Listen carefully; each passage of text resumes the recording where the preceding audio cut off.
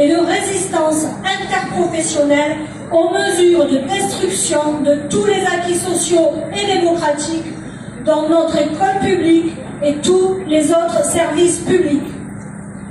Les propos méprisants de Madame Oudéa Castéra ne font que renforcer notre détermination à défendre l'école de la République et à obtenir la satisfaction de nos revendications.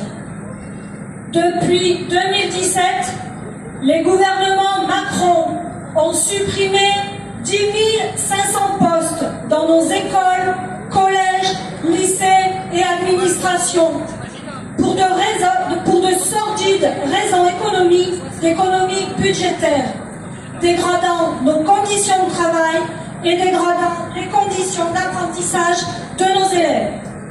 Pourtant, de l'argent, il y en a. 130 milliards de cadeaux fiscaux et d'exemptions de cotisations sociales chaque année pour les entreprises. Pour l'école privée, ce sont chaque année 12 milliards d'aides publiques directes de l'État et des collectivités territoriales et de toutes sortes d'aides indirectes. À Paris, l'établissement Stanislas peut se vanter de disposer de 21 laboratoires, 7 gymnases, 3 amphithéâtres et 2 piscines. Pour Force ouvrière, tous les fonds publics doivent être réservés à l'école publique et laïque.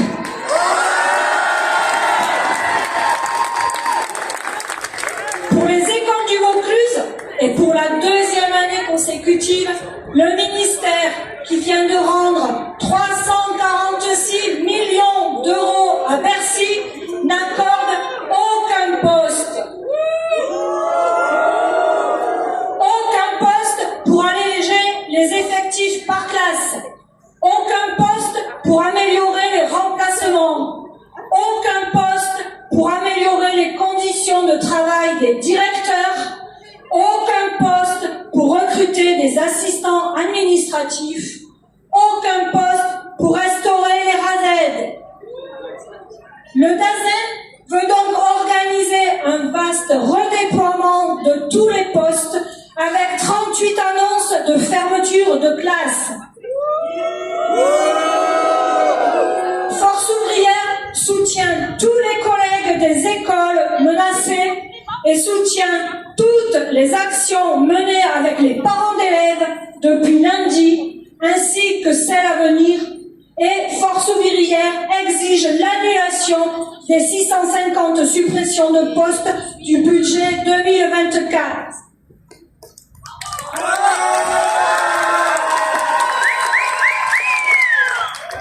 Dans le second degré, le choc des savoirs est une opération mensongère du ministre Attal qui veut faire croire que les mesures annoncées vont améliorer le niveau des élèves avec des moyens dérisoires.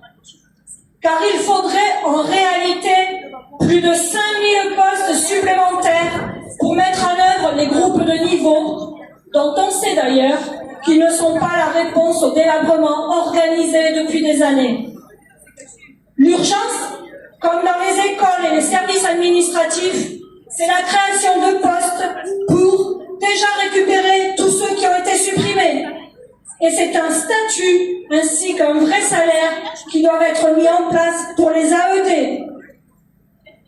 Concernant l'école inclusive, des milliers d'heures d'accompagnement, pourtant notifiées par la MDPH, ne sont pas assurées pour des élèves en situation de handicap.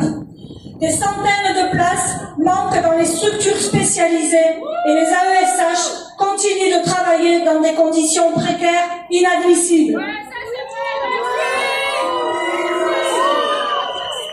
Ça n'est assez de cette maltraitance institutionnelle envers les élèves à besoins éducatifs particuliers, les AESH et les enseignants.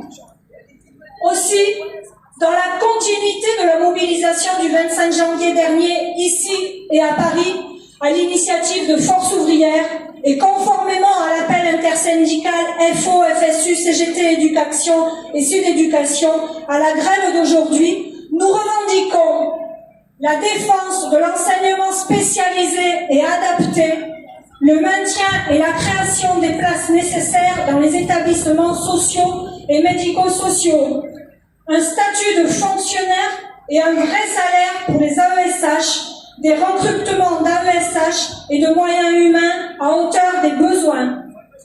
L'abandon des mesures prises dans le cadre de l'acte 2 de l'école inclusive et l'ouverture de discussions avec les organisations syndicales sur la base des revendications des personnels. Quant à nos collègues administratifs, ils subissent également de plein fouet cette maltraitance institutionnelle. Leurs conditions de travail ne cessent de se dégrader par manque de postes et de recrutement, sans parler de la multiplication d'outils informatiques inopérants.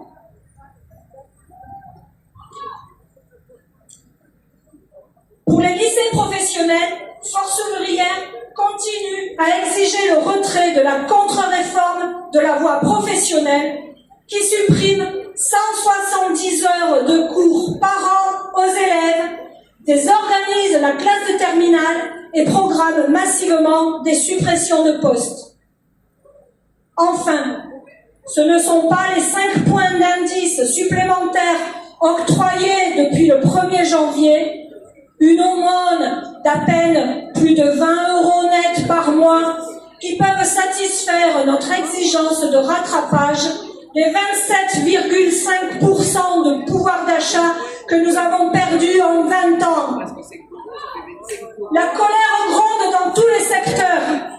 Dans un contexte de révolte des paysans, de paupérisation des salariés, de dégradation des services publics, de recul des droits, de dégradation généralisée de l'école publique, le président Macron, le gouvernement Attal et sa ministre seraient bien inspirés d'entendre cette colère et de satisfaire les revendications, car nous n'en resterons pas à l'action d'aujourd'hui.